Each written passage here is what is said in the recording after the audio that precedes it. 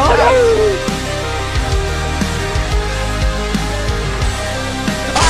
there's a lot of contact. Surely not round the out. Round the outside. Takes control.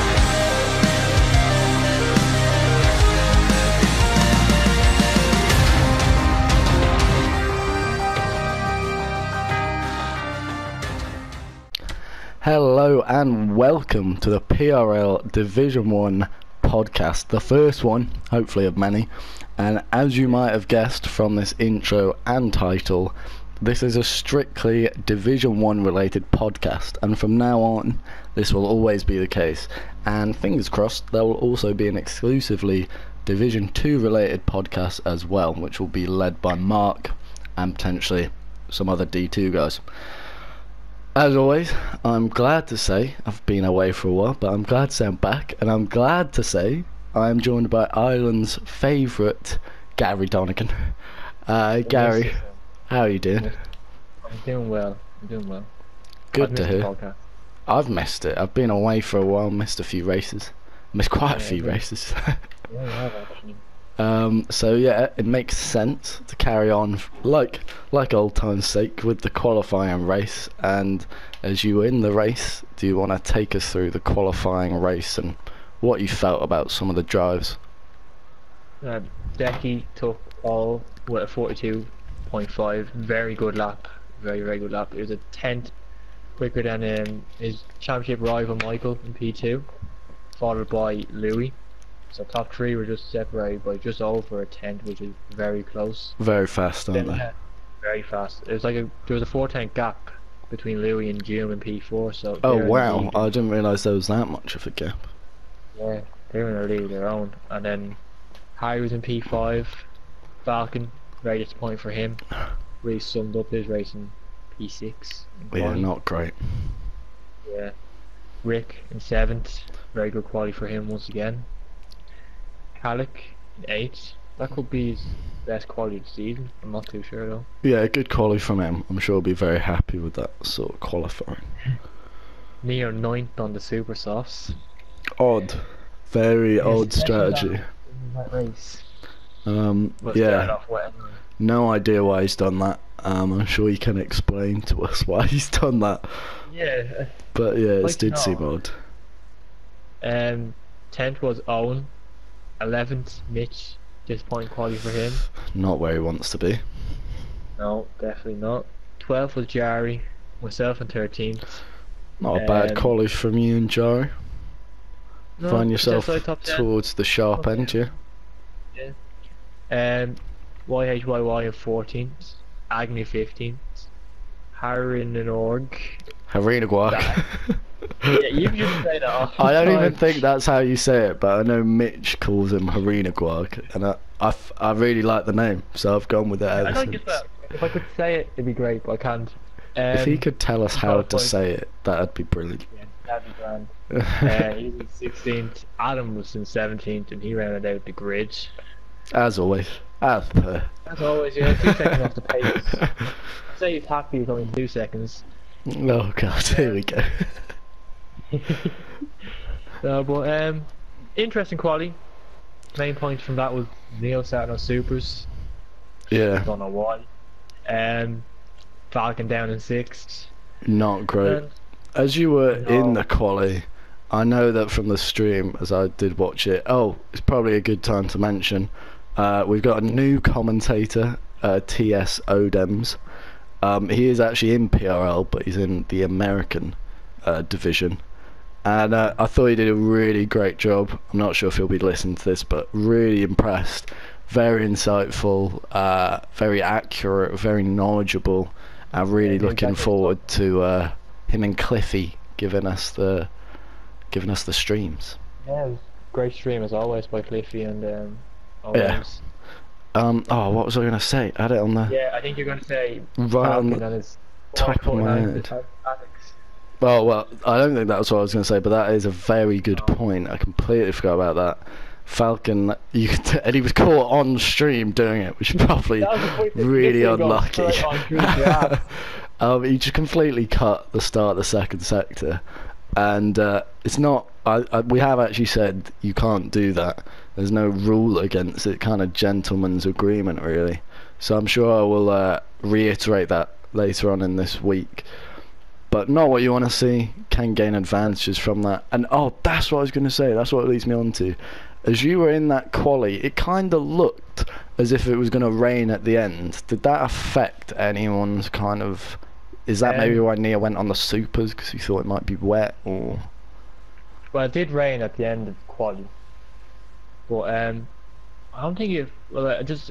Everyone went out earlier, that's all that really happened. No one... Yeah, it probably explains Falcon trying to get back to the pits so fast. Yeah, that probably does actually explain, because we were doing our lap and then Jeff came over saying 5 minutes to light rain, and that's probably why he was in such a hurry to get back to the pits. Oh yeah, and I think I spoke to you earlier and you saying that people could have wet setups on, so obviously maybe that compromised people's lap times, because it was actually wet for a lot of the race. I believe it was... Yeah. Was it about half the race, or was it a bit more than half? When it was fully dry. On the dry, it did stop raining, but it wasn't dry. It was damp, yeah.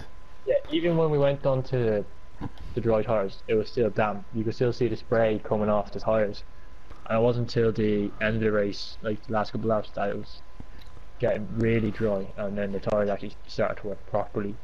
Yeah. It was interesting anyway. Yeah, well, I guess that sums up our quali. Yeah, moving on now to the race. Decky, dominant, absolutely dominant. Shades of last season, winning by an absolute country mile of 15 seconds. Couldn't phrase it better myself. Honestly, such a great drive. Like, never really looks like he was being challenged by Michael. And I've spoke to Decky a lot. I know him quite well. Sometimes when he is in the lead, he doesn't push as much as he has to, because he knows when to take the risk, and that's maybe what separates him from some of the other drivers. But I'm sure he actually had some more pace in the bag. So yeah, such a great drive by him. Very good drive. It's frightening if he had more pace, because he was his fastest lap was a second quicker than Michael's. Oh wow! I didn't know it was quite that. Oh yeah, do you wanna tell us about that weird tyre thing? Because it was a bit odd, wasn't it? Because it was damp, like the softs worked best out of dry tyres in damp conditions. But like me, and I think like many other drivers, we thought it would dry out a lot quicker than it did. So I went onto the supers, and the supers just didn't really work. Just didn't switch on, or? No, the softs were the better tyre, to be honest. I did notice though, Jerry was behind me on the softs. I didn't really he didn't catch me much till the end. So for the front runners, definitely the softs were the quicker tyre, to be honest. But maybe towards the back, yeah. He wasn't really catching me when I was on the supers. It was a weird one. It seemed very tricky. One thing that I would like to point out is maybe it's only this race I'm clutching at, but I feel like when Decky wins, he wins by quite a lot on a lot of the tracks. Thinking of Spa, where he won, I can't do. It's quite embarrassing because I can't think of other because Britain it was quite close. But you think about Michael and Falcon. To my knowledge, they've never driven away with a race victory. Like it was just in Australia, though, wasn't it? But the leader has never commandingly won that. I mean, I'll have to be corrected if that was the only time Decky's done it. But I feel like there is another time where he was kind of head and shoulders. I think it was Hungary, maybe, where he was kind of just in a class of his own, out in the front. But anyway, enough of Decky. Do you want to tell us about the rest of the field? Yeah, well, Michael's in second, as we know. Mitch coming from 11th to 3rd. Great drive by him. Reminiscent of kind of last season, really. And maybe even season 14. Just he's one of the best drivers in the wet on the grid. He thrives in those conditions, doesn't he? Absolutely. You need a lot of confidence in those conditions, and for some reason in those conditions Mitch has an awful lot of confidence, so it really works to his advantage. Braking sometimes. You've seen him. Oh, he did make a lot of mistakes. You are right there. He did knock up a couple of times into the same corner as well. Yeah. quite funny. But yeah, it's good to see him back up there. So Yeah, hopefully that gives him more motivation now, because Mitch isn't the most motivational guy you'll ever meet. oh no, I can agree with that. Yeah. Louis is in P4 after having to change his wing after lap 1 incident with Michael, so he's very happy to get 4th place after being forced to do the 2-stop. Yeah, great drive by him. Jim, also known as Bottle Job in P5. A bottle job _X. What? Oh. He never ceases to amaze. Just when you think he's got it in the bag, something Spain happens and he bottles it. Spain, he spun in the lead. Yeah, I couldn't think it'd get worse than that. And then I mean, I guess this isn't worse, but well, crashing in the pit lane is quite embarrassing. Oh, it's not. Like, it's so odd though, isn't it? Because he drives such a good race, and then driving out the pit lane, he crashes into the wall. It's the last thing you think of as well. Like, it's probably one of the most simplest things you do. You don't even think. You don't even need to practice that sort of stuff. Like, he's after doing what, like, bloody 12 laps in the wet, and then he comes out of the pit, and then loses his wing. He's just floored it out that pit exit. Completely forgot. Yeah, completely forgot that he's on dries and it's kind of damp, which was probably the reason why he struggled out that pit exit.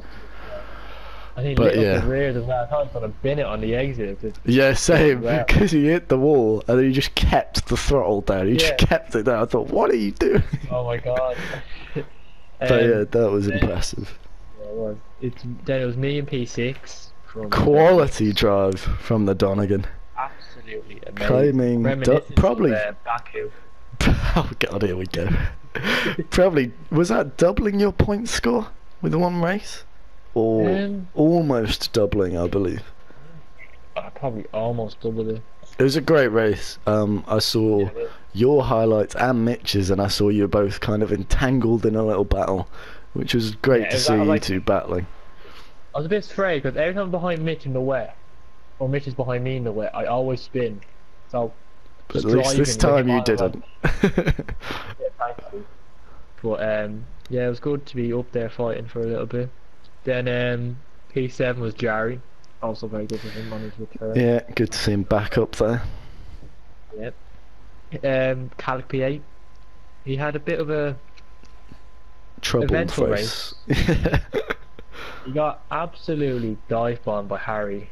Oh, see, I agreed with that, and I spoke to Harry today.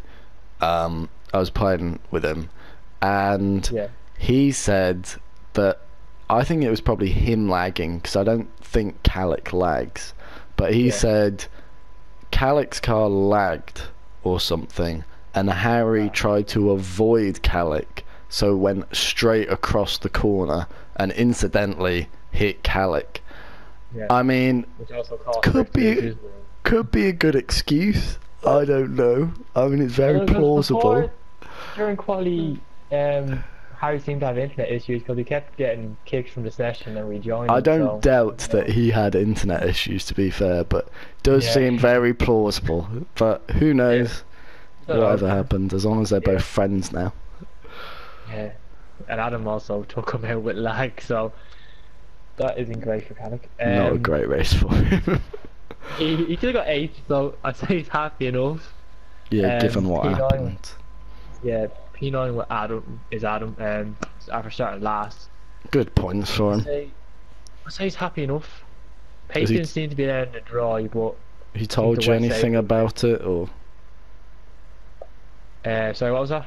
Has he told you anything about what he thought about it, or? Well, he knew he didn't have pace in the west, in the dry side, so he's pretty lucky. He said that it was wet. But, fair enough. He has been trying no TC for Singapore. I don't know if he'll use it or not. But I know it took me a while to. It's easy enough using it when there's no pressure on, but I'd say it took me about 4 or 5 races to really commit to it. I remember my first race with no TC around Austria, I was just bricking it every exit corner. Like, you kind of have to do that. Like, you have to chuck it. I think Mexico was my first race on no traction, and I was so slow. I drove awfully, But I think you've just got to do it. You've got to get it out the way. You kind of relieve a bit of pressure, and it is so much faster, funner, faster. Grand now, like once you get used to it, it's grand. Because I'm no problem with no TC now. Yeah. After that, like 4 races ago, I couldn't drive it at all. But then in 10th we had Owen. He did the scraping a point. Yeah, he got that one damage off Neil's lag car. Unfortunate. It's the most frustrating thing ever. Yeah, this is your guy, P11. Harina Guag. Yeah, I was thinking for a minute, we've already talked about Mitch. Who am I meant to be saying? I say he'd be happy enough, I guess. I don't know. I don't know too much about his race. Like, 25 seconds or so off Owen. It's not ideal. Yeah, but as far as that, didn't seem too bad. I think he actually got fastest lap. Yeah. Because Decky messaged me and was really irritated because Decky set fastest lap on his last lap, but Harina Guag went and beat that on his fresh ultra soft or whatever. So Decky wasn't quite happy about that. And then the DNFs were Rick, Neo, Harry, and Falcon, I believe. No, Agony, and then Falcon. Not good for Falcon. Oh, did you see the crash? I did. It was a matter of time until that happened. He had before that. He is an incredibly skilled driver, but you could see how he was drifting. He'd spun, I think, twice already before that. And it looked like he was driving without a bit of care, and he kind of just threw it up Eau Rouge, and it didn't go very well for him. No, and now that's for his championship hopes. Completely right, because at the end of the day, if Falcon had taken a bit more care with that race, and let's say worst case scenario, I believe he was in 4th when he crashes. Yeah, let's say worst case scenario he got 6th or 7th. That's 4 or 6 more points than he's got now, which Michael didn't even win. Which is a lot of points when the gap, I believe, is about 21. Around that. 6 or 5 or 4 extra points, however many he got, that would not halve the gap, but you'd be on your way. It'd cut the gap a lot, and by the looks of it, it's going to come down to a fine margin. So I think Falcon could definitely regret not trying to finish that race. I mean, he's got a very short fuse. That is definitely no. Well, I think he could have easily caught the Doom. 100% agree. He was ahead of Louis, and Louis came 4th. Yeah, agreed. I know he's going to say no one crashes on purpose. I know he's going to say that, but it did look like he wasn't caring too much about what he was doing. He was in 4th. He wasn't in 1st. I don't care too much about that, but he's definitely overdriving. That's kind of where the champion mentality kicks in. Right, I'm not where I want to be. Let's maximise this kind of stuff. So Falcon's got a mountain to climb for that. Old Falcon from last season creep in a bit in the last couple of races. Yeah, not when you want to see it either. Yeah, last place that you want to see it when he's right at the business end of the championship. I guess this really nicely ties us on to the Drivers' Championship, which we haven't discussed in ages, have we? I can't remember. Well, yeah.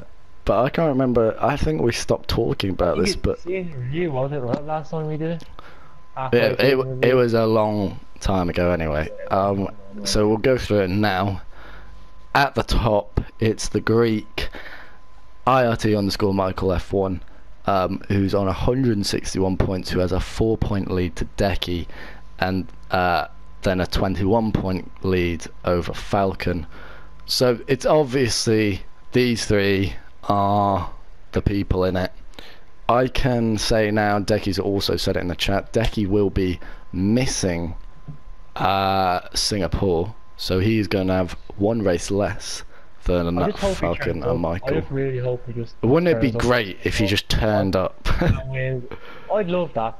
I think that would Guys- rattle Michael so badly, because Michael knows that he's not going to be there. I don't know if you've seen Michael in the chat, but Decky did ask people if they wanted to practice, and Michael was like, "Oh, I thought you're not racing." And Decky's like, "I'm not." Oh, but I don't. And Michael's like, "Well, I don't believe you." So Michael's like, I think if Decky turned up, Michael would probably be expecting it.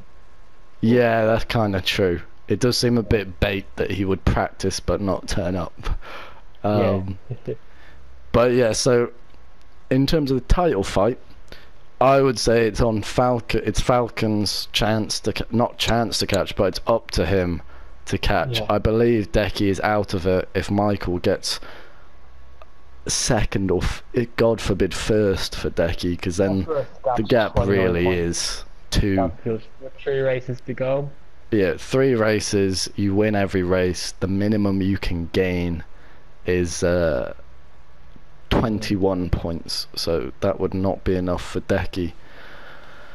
So I think Decky actually really needs Falcon or Mitch or some of the other faster drivers to beat Michael here.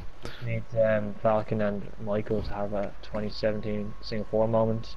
Yeah, 2016 definitely. Singapore moment. That No? would be so good for the championship. If Yeah. Michael crashed and Falcon got about 3rd or 2nd, that would open up the championship a complete treat. With 3 races to go, that would be At this point, we discussed a little, it's very hard to predict as Decky is missing a race, so we don't know if he's in it or out of it. I think if Falcon crashes and Michael wins, it's championship over, I would say. I don't see Michael crashing out at all. I don't see Michael crashing out, but if Falcon's really see pushing, Falcon I could see crash, Falcon crashing out. Yeah. Unfortunately, I hope he doesn't, because I really want it to go to the last race. Climatic race, championship battle, because the deck is missing a race. It's gonna sort of dying out now. It is a little, yeah, it's losing a bit of its tension. But I guess anyway, so those 3 in a complete world of their own points-wise, and I'd probably say skill-wise, to be fair. Yeah. You then have 4th, you have Mitch, somehow still 4th. I don't quite know how he's still 4th. I'm sure if you said at the start of the season, well, actually no, because he wanted to win, but I'm sure if you said, Mitch, would you take 4th in the championship with this grid, he'd probably say, yeah, I'd love that. Yeah. So yeah, he's kind of clear of Doom in 5th. Doom's kind of got his act together, but a bit late. He did miss a few races. You then have Neo in 6th. It's probably why Mitch is still there, is Neo has not been able to really score points for the last however many races. But then we have not a gap to Rick, actually. Rick's actually very close to Neo, although Rick has told me, and you've told me, that he's missing Next 3 races. But yeah, Rick's kind of best of the rest in terms of skill so far. You then have Killer in 8th, who lost complete interest in F1. Owen in 9th, a brilliant start by him, but died out pretty quick. Yeah, very happy about, well, maybe not Rick, but like you've got people from 27, 21 going all the way up to about 40 in 9th, so there is like this 10-point swing covering a lot of drivers. Then even someone who would definitely not want to be in 15th, it's Harry. Behind you. Yeah, I'm the last person he wants to be behind, I can tell you now. Then his teammate Calic, who's had a nice score of points given he hasn't been here an awful long time, in 16th.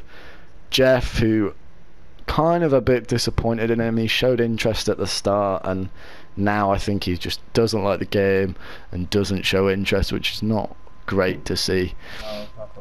Then we've got you in 18th. You've amassed a bit of a point haul, nearly beating your points from last season, which is always 7 more points. a good thing.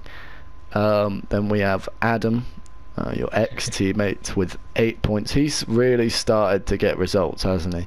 He was languishing on 0, but Yeah, too little too late for Renault, at least, as his teammate is beneath him with 3 points, which not great, especially given how well he did last season. He had a phenomenal season last time.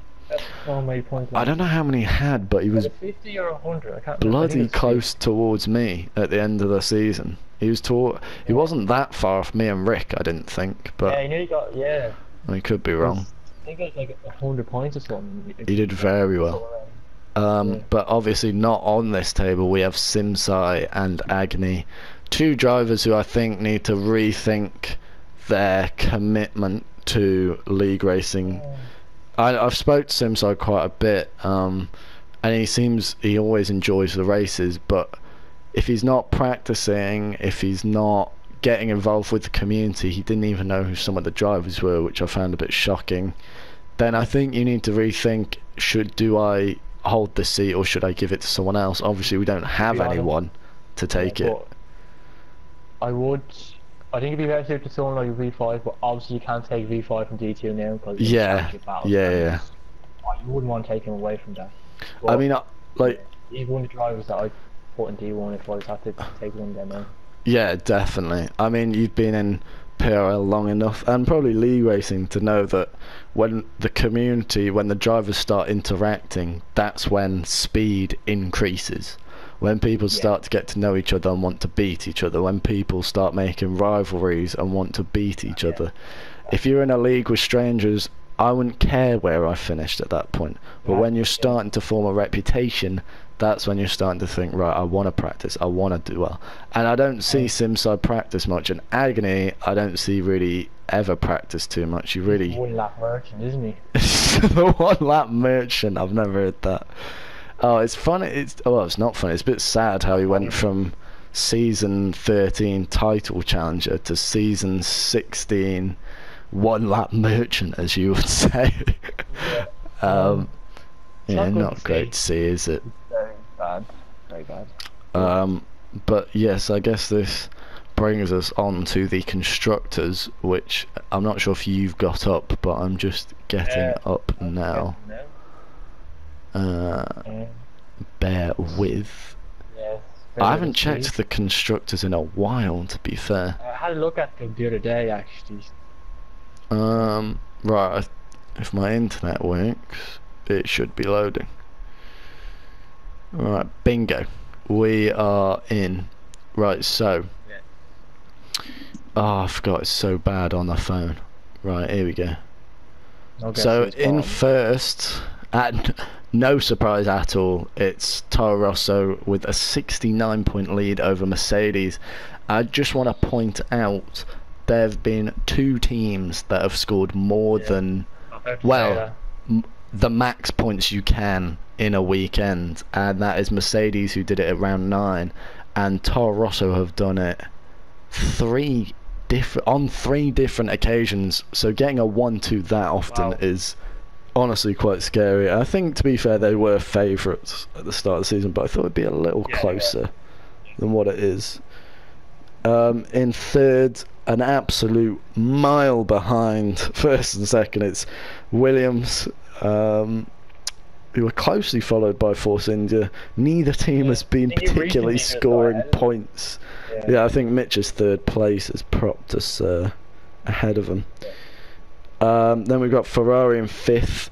Calix points have really helped them out for that, as they're on 84 points, and then yourself and Rick on 74, so you're chasing Ferrari, which I think you could beat, but without Rick. Because if Harry just...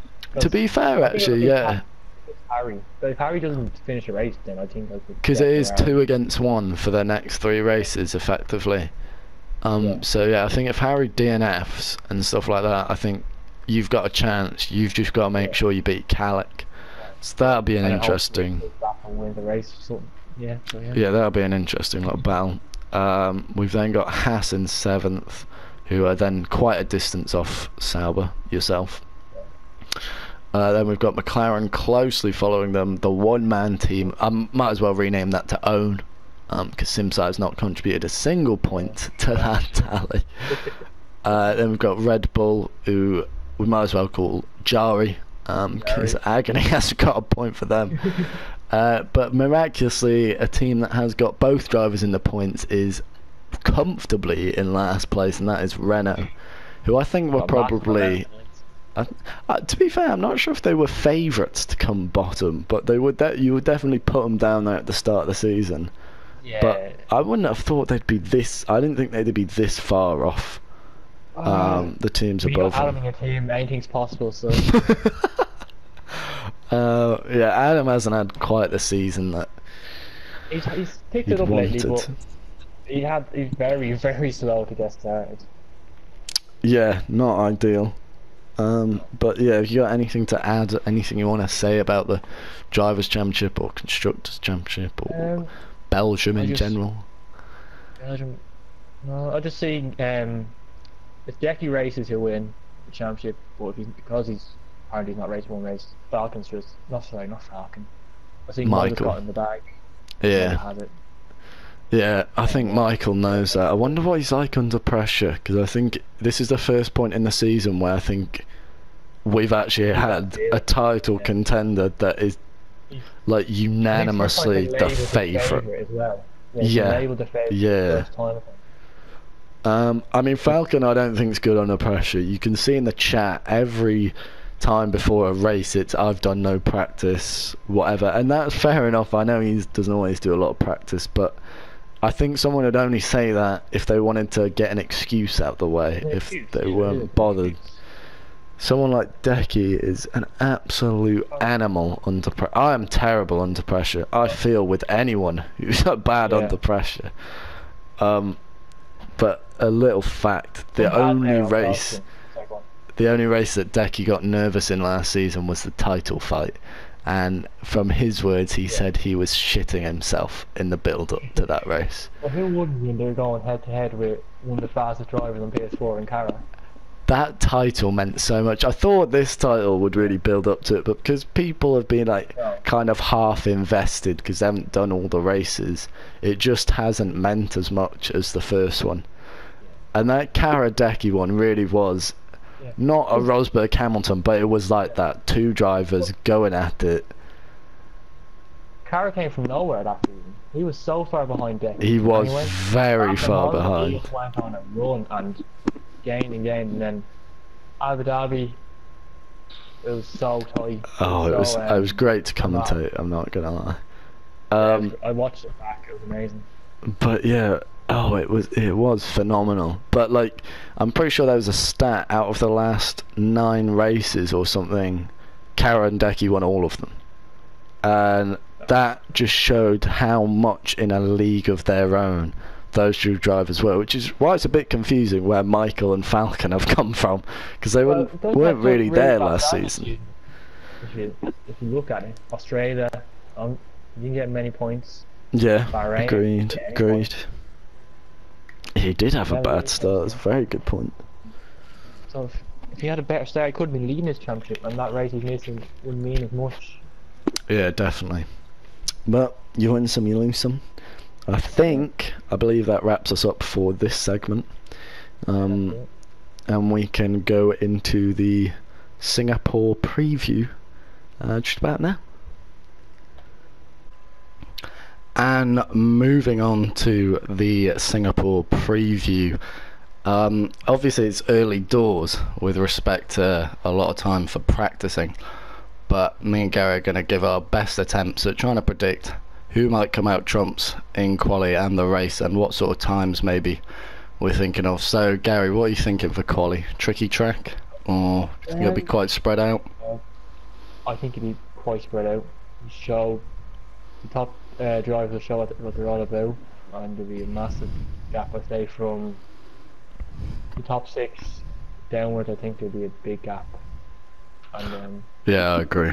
Yeah. I think very technical track, much like it's kind of like a longer Monaco with a bit more leniency for mistakes, but there's so many corners, there's so much to the track, there's a lot where you can gain and lose time, but yeah, as it's one of the more technical tracks, I think we could see quite a spread out grid. But in terms of pole and who's going to get it, I think Falcon will get pole.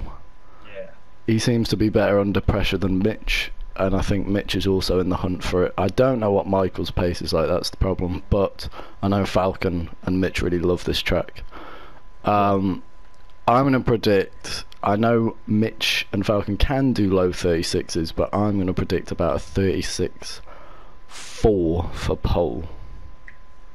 Interesting. I'm gonna go. I'll go Falcon for pole. He's been giving a lot of fighting talk lately. It's very true. He seems to like this track, so yeah, so he'll get pole with say 36.5. Right, so yeah, no pressure, Falcon, but yeah, better get pole. But yeah, it's a very long race, isn't it? I think it's the longest on the calendar. If it rains, it's going to be even longer. But yeah, it should be. It's going to be an interesting race because, again, it's one of those tracks where you make a mistake, you could be out, and if you're not out, you might have to pit for a new wing. So last season, a lot of people retire. Yeah, I think this opens it up for drivers like out of that top 5, so any driver who's usually fighting for 6th could be fighting for maybe a podium with a bit of luck. Any driver fighting for top 10 could be fighting for top 6, that sort of thing. So I think it's going to be really interesting. I think it's going to be throughout the race. I think you're going to have drivers maybe like Harry are lower than where they should be and trying to come through the field or stuff like that. So I think it should be an interesting race, to be fair. Maybe if it's dry. I do not want it to rain. Oh, I hope it doesn't rain. I'm probably going to have to go to medium if it rains. Yeah, probably. Oh my god. But yeah, I guess makes sense that we make some predictions on who the podium sitters are going to be come Saturday evening. I'm going to predict that Falcon will win. I think he's just got a brilliant talent for driving away if he gets pole. I just have a feeling Mitch might put it in a wall. I want to put him second. I'm going to put Michael second and Mitch third. I'll say Falcon for the win. Mitch will be second, and Michael will be third. So same top 3. I wonder if anyone will break that. Well, we'll find out, won't we? Come Saturday. So now we move on to our new segment. I'm going to have to get it up. You will be seeing this on your screen right now if you're watching this video. What we have is, first of all, actually I better say, big shout out to Rickarich for doing all of this. He does it out of his own time. He doesn't have to do any of this, no one asks him to, and he does it really well. And he's compiled all these stats from penalties to, he probably got pit stops in there, tyre changes, you name it, and Rick's probably got it written down somewhere.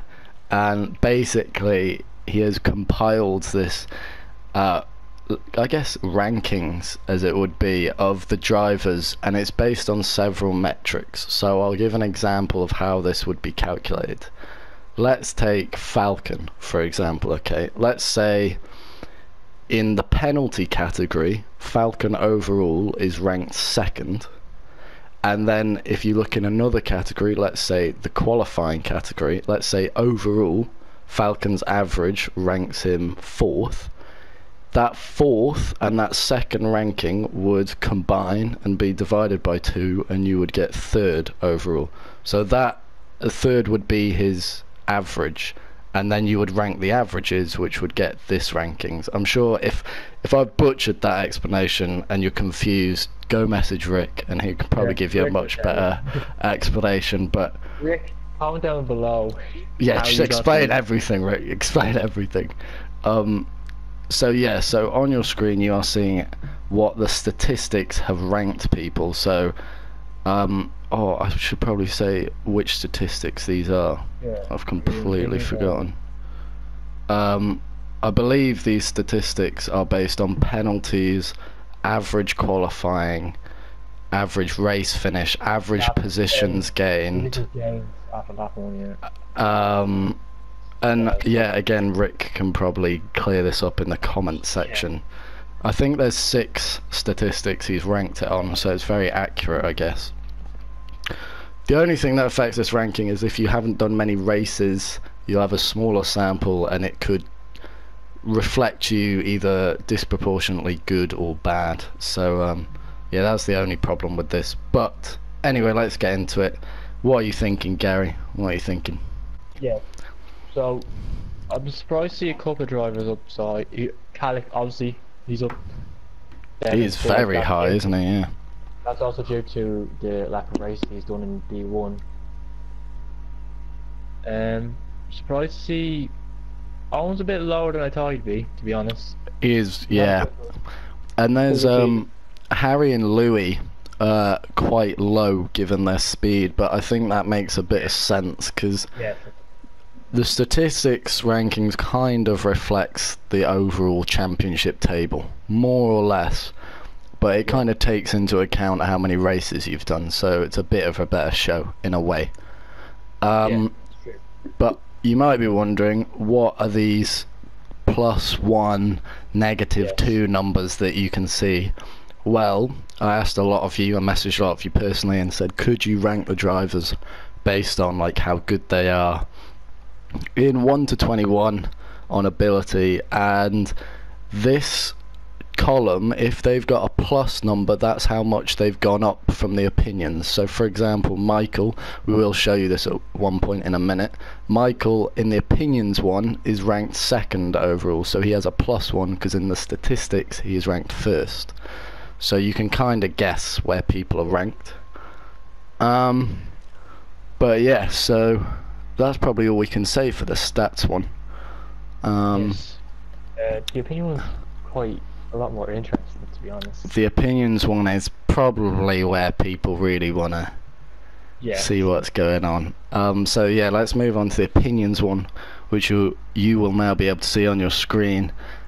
Before Gary can unleash what he thinks on this, I'm just going to explain that the ego column that you can see, the drivers who don't have one are the drivers that didn't get back to me with their list for whatever reason. But if you have a negative number, it means you have ranked yourself higher than where you are placed. For example, Jesus, Harry. Wait, oh yeah, so that was right. Yeah, my bad. So if you have a negative number, you are ranked. You have more of an ego, basically. So for example, Decky ranked himself 1st on his list, so his ego is 0.69, which he is 1st overall, so he doesn't really have an ego technically on this. But Harry Harry has a very big ego. So Harry ranked himself 3rd, whereas everyone else combined ranked him 9th. So that shows Harry obviously feels he's better than what the public opinion think of him. Anyone who has a plus score is more humble, and they've ranked themselves worse than where they are. So someone like Joom ranked himself about 6th or 7th, and he has got 5th overall. So yeah, Gary, what are your opinions on this? What do you think? Any surprises? Louis up pretty high, to be honest. I was quite surprised about that, to be fair, because he has had a bit of an up and down season. Like, he has crashed a lot. Like, last one race, I think he has sorted out last races, but like, he was just crashing out every time, every race, and he didn't really care. Like, I think he's changed his attitude, and it's showing in the results, to be honest. Who else? Calic, he's probably thereabouts where I think he'd be. Yeah, I would say the people that put a question mark over, I put one over Jeff, because he showed he's got a podium, he showed he's got pace, but he doesn't really race, doesn't really talk to anyone, doesn't get involved, so it's hard to tell where his pace is. Obviously Harry and Louis raise a bit of a question mark, because on pace alone maybe be inclined to move them up a little, but obviously you have to take into account if they finish a race and stuff like that. I can tell you from looking at people's lists that Agony and Simsai were rock bottom on everyone's lists. Well, not really surprising considering they don't have a point. Yeah, that's a very good point. I don't think they'll be surprised to hear that. I don't think either of them have invested too much effort into driving, so I'm sure they're not that offended by it. Yeah, But it's interesting to see Decky is definitely the top. Yeah. Michael is definitely Yeah. second, and Falcon is definitely third, because you can see from their score that the average position ranking, which would be everyone's positions divided by however many said it, they are each a very in their own 1, 2, 3, which, whereas you look at Neo, he's actually been averagely ranked 5th, but because that's higher than anyone else, he gets 4th by default. So everyone clearly put Decky, Falcon and Michael in their top 3 consistently. Yeah.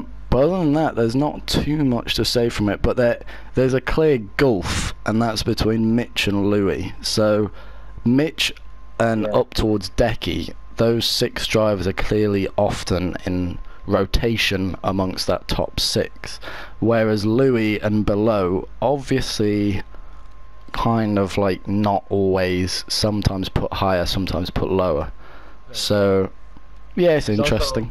Pretty close between Caddock and myself, and then there's a bit of a difference. Yeah, there's a between gap Adam. from you to Adam. Yeah. Yeah. So yeah, there's some kind of clear-cut opinions and some less clear-cut opinions.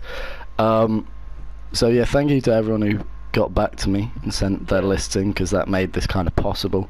And if you do like this sort of thing, I know Rick really does enjoy his stats. I'm sure he would happily create some stats for us each week and we could discuss them. And if you like that, tell us, comment down below or message me, Gary or Rick, and we can sort that out. So yeah, any ideas would be appreciated. But I think, Gary, that sums us up for this podcast, unless you have any other anything to add.